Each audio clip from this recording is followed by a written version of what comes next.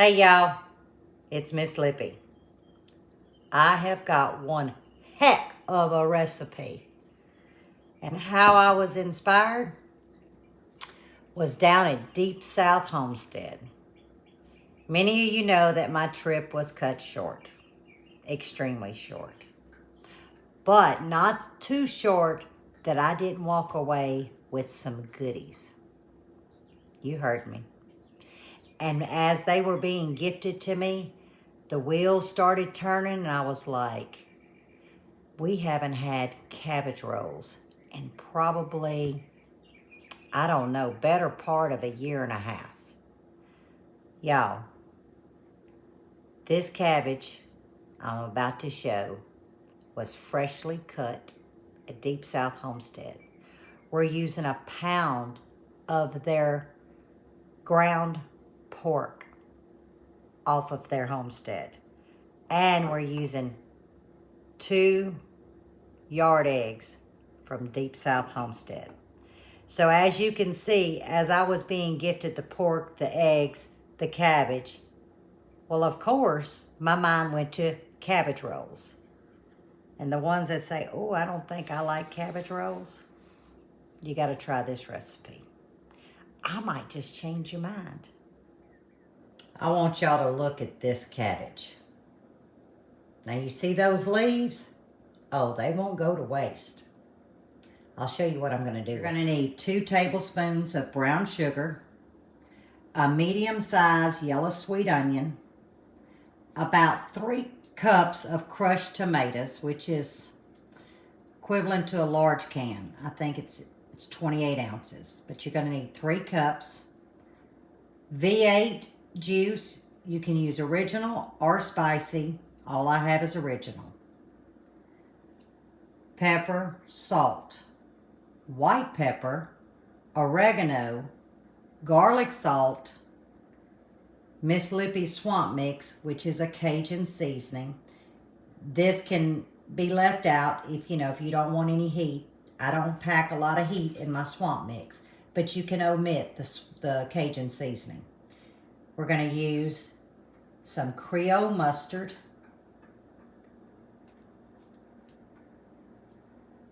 two eggs, a pound of pork, and a pound of ground chuck. I use 93.7. But y'all look at that pork.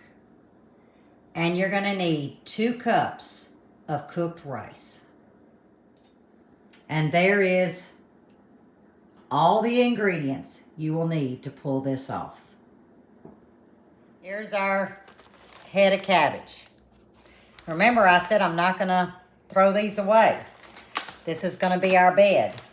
Let me get my coffee out of the way. I am just going to remove these leaves. Okay? Every one of these large leaves. All right. I'm going to take this last one off. Here we go. Now you want to rinse this really well, okay? And I'm going to take each leaf and I'm going to wash them in the sink. Set them on a dish towel to dry. But I am going to wash these very well. So let's move these over. I'm going to get this rinsed. Let's see. Now that I've got it rinsed, down here at the core, I'm going to come in and I'm just going to cut that piece off. That's it. Okay? I'm going to chunk that. And this is what you're left with. There's those outer leaves I was telling you about.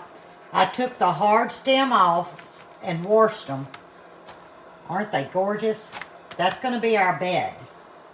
Okay, you see I've got my stock pot. It's about half full.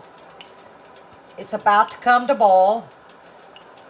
And I'm going to make salty seawater. So that was about 3 heaping teaspoons. I told y'all not to remove this core. And there's a reason for it. I'm going to submerge this before it comes to a rapid boil. There we go. Okay. I've got that core sitting face down. Okay? In other words, the core is looking down here. And I'm going to set my timer for 10 minutes.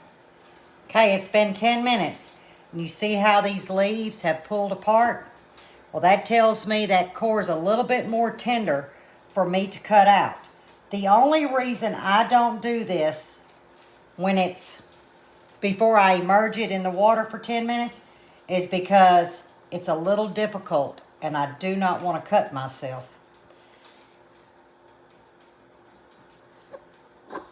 There we go. And this will just pull that core right out. Now, if your husband was home or you got some strong arms, take the core out at the front end.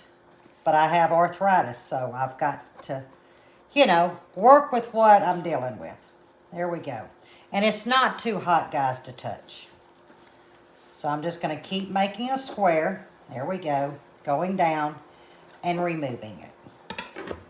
Now, let's see where we're at. Oh, yeah.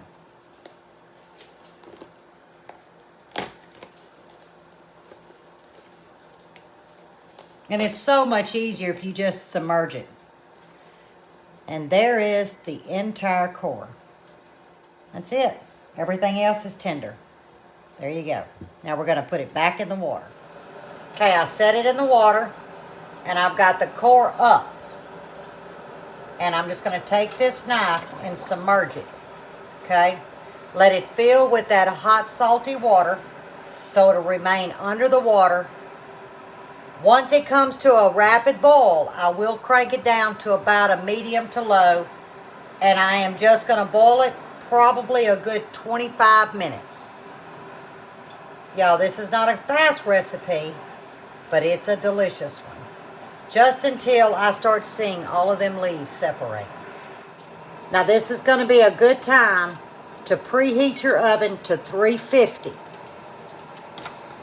And what you're looking at is that yellow onion. It was about a medium size. It's just at a saute pan that was not heated. Onion into a cold pan. We're going to put it on about a medium and we're going to saute these onions. Okay, I'm going to come in with a little bit of salt because what I want to do, I don't want to caramelize them. I want to sweat them. So what this salt will do is bring out the moisture in these onions. I'm about a number 4 on this electric stove. And as you can see, I'm just mixing the onions in. And I'm going to saute these till they're translucent. Okay, y'all. While we're waiting on the cabbage to loosen. And what I've done is, as I've seen a leaf come off, I've just used these tongs. And I'm pulling the leaves off. Okay? Okay, I've got clean hands. Here's that pound of pork sausage from Deep South Homestead and a pound of ground chuck 9310. To that, I'm going to add 2 eggs. That was also from Deep South Homestead. And I'm going to go in with my hands, okay? I'm just going to break the eggs up. That's all I'm going to do.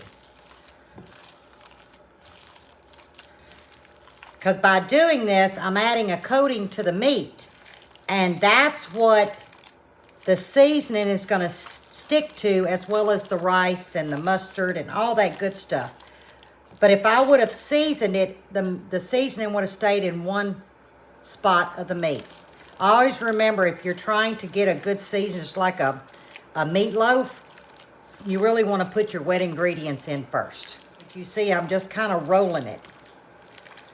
All right, let me get my hands clean and I'm going to check on my cabbage. Okay, my hands are clean. Now, we're going to go in with some Creole mustard. And I'm going to guesstimate about a teaspoon. It's going to give you that flavor that people are going to go, what is that? Y'all, it's amazing. All right, now we're going to go in with those sauteed onions. You see, they're just translucent. That was 1 medium yellow sweet onion. Right, now we're going in with some seasoning. I'm going to go in with a teaspoon of garlic salt. Cajun seasoning is optional. I'm using my swamp mix. I'm going in with a teaspoon, okay? Now I'm going to go in with some white pepper. I'm going to see if I can measure it out because I know about how much I need. All right, so I'm going to say a good teaspoon, okay, of white pepper. I'm going to go in with about a heaping teaspoon of black pepper. Now, even though I used garlic salt, I'm going to come in with just regular kosher salt. And that's about a teaspoon because, y'all, this is a lot of meat here. Then we're going to come in with 2 cups of cooked rice. I'm just going to break it up. I cooked my rice this morning. And this is where you're going to start coming in with your hands. This is the best tools God ever gave us, was our hands. Okay? I hear that water bubbling because remember I told you it was on like a low simmer. All right. I'll let this sit here a minute because I got to go check and pull another cabbage leaf. I thought I'd show you. You see, it's not at a rapid boil, a good simmer. But this is what I do. Each layer will loosen. And there you go. The perfect cabbage leaf. And I just set it over in a colander, guys. And there you have it. Let me bring it a little bit closer. And here is the cabbage leaves now. They are warm. So while they cool, I'm going to wash some dishes. Okay, what you're going to need is a large pot. Or you can do a casserole dish, but you're going to have to cover whether aluminum foil or if it has an oven-safe lid. I'm using my Magnalite Dutch oven because it does have a lid. And look down in here. There's those cabbage leaves I told you.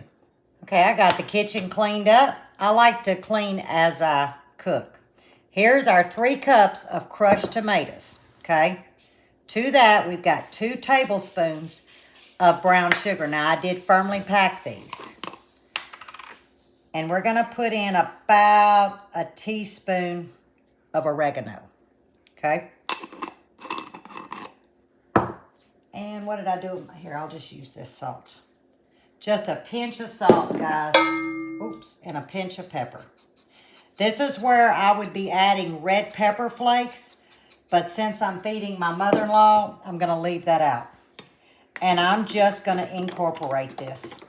That's it. And set it to the side. Guess what?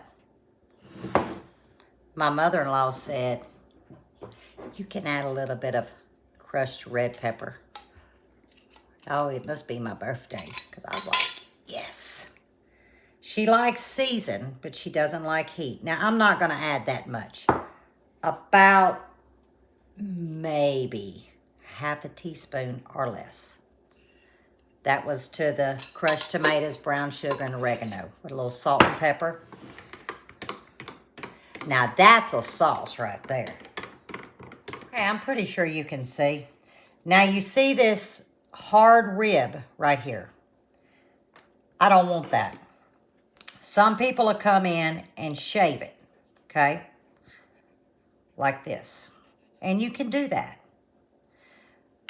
But if it's very thick, the best thing to do is just come in about halfway using a sharp knife. There you go. And that's normally what I do instead of shaving it. Here is our leaf. Now, you don't want to overstuff, okay? I'm going to come in. There we go. If I was guessing, I would say, I don't know, 2 tablespoons. It makes a lot, guys. Let's go about 3 tablespoons, okay? So, I'm just going to come in, and it's however you can get it to fold. But what I'm going to do is I'm going to overlap. I'm going to bring this one in. Now, this is a large leaf. I am not gonna scrimp on this.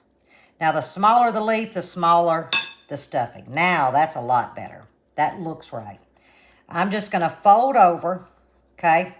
I'm gonna take this in, and I'm just gonna roll it up.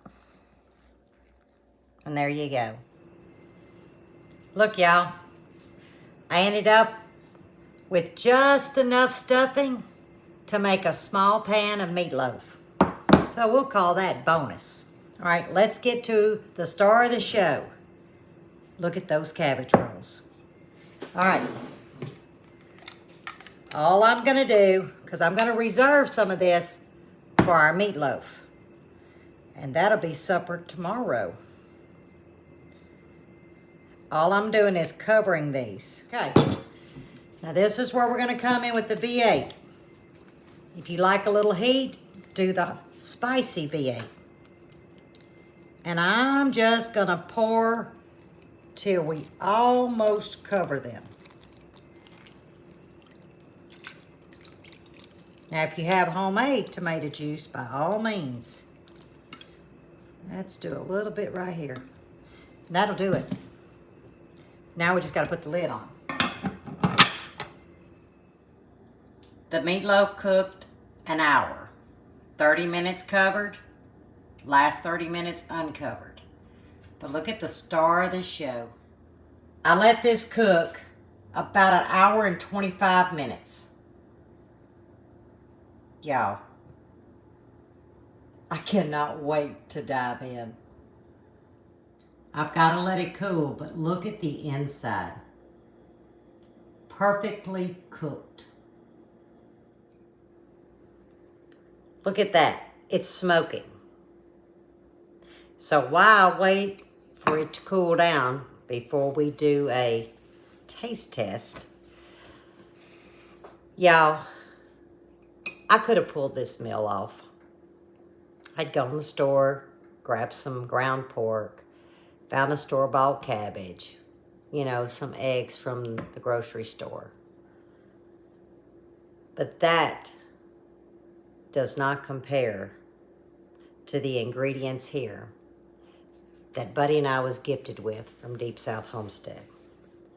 The meat, the cabbage, phenomenal, okay? But if y'all want to see my trip, as short as it was, to Deep South Homestead, y'all need to go to Miss Wanda's channel, Crazy Days. She actually just put a video out today that I did not know that she was doing, and it captured my visit there, down to the cabbage getting cut. I showed how I grow basil, how I plant basil. We rode the side-by-side. I sampled some amazing bacon. No, I didn't sample it. Y'all ate 4 slices. Who am I kidding? But you got to go check this video out. You watch it, and it will connect to where I was, to me here, taking those ingredients, making a delicious meal. The smell is amazing. And like I said, you know, you can't just run to Deep South, but you can go to the market. You can get these ingredients, or you may already have them. I'm going in. It's hot, but I can't stand it.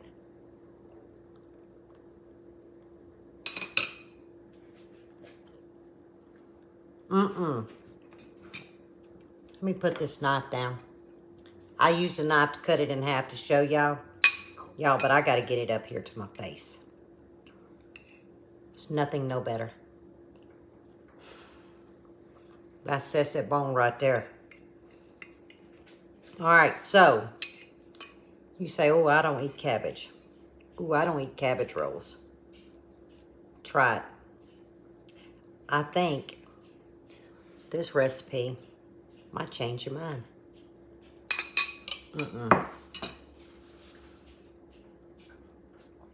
I could just shove it in. Y'all, that rice meatloaf tomorrow with a salad on the side. That's two meals, y'all. 2 meals. And I bet we have a little bit this left over. And it freezes well, by the way. Make sure you freeze it with some of the juice. But I have to sign off. I need to edit. But I need a little snack.